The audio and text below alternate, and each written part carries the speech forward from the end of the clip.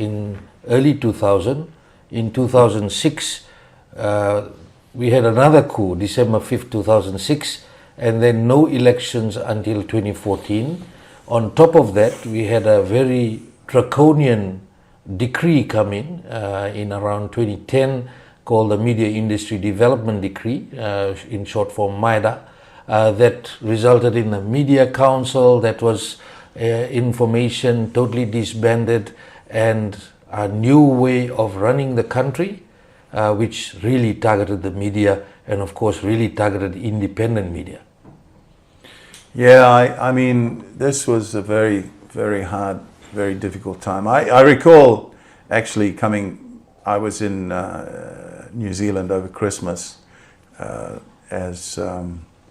in that period, 2006 and then 2007. And I remember coming back in early 2007 and sitting with my family at Auckland Airport, and I sat them all down and I said, you know, we all need to know that we're going back to a very different Fiji. In the past we've dealt with this turbulence, we've dealt with the kind of problems that we had in 2000.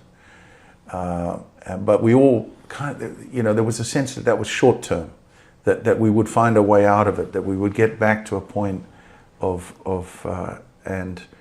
reason and stability. And I really had a feeling with the coup in 2006 that we were heading for a long period of draconian rule, and I was very disturbed by it. I could see it coming, and I knew that we were going to have to really work on how to survive through that, and that, sure enough, came to pass. Yeah. Fiji Village was ahead of its time. Started in 1997, of course. Relaunched on May 19th, 2000 with a coup on the same day, led by George Speight. But by 2006, it was a well-known brand, not just around Fiji, but around the world. Yeah, and Fiji Village, I mean, it has now become a core brand for the organization. It's one of our biggest reaches, matching all our radio stations. And so it's a core part of the organization. But there's another of these things I talked about, Showcase, but you know, Fiji Village has taken a long time to evolve and grow. And thank goodness we took that very early step into starting a portal website, news portal website as it's called. And we've learnt along the way in building and growing it. But yes, it very quickly became a bit of a target.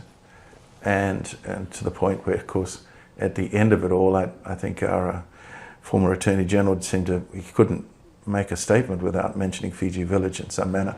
But it became an important part of the organization, and it grew across that period. But you know, the early days of media control, the nature in which people were being targeted, in some cases very violent manners, but also in very clever and dangerous ways. Organizations were being targeted. It was very clear that if we were going to survive, we needed to be very cautious and very careful in the way in which we could get a message across. And that was a real dilemma for us. And I know, you personally, of course, were very involved in all of that.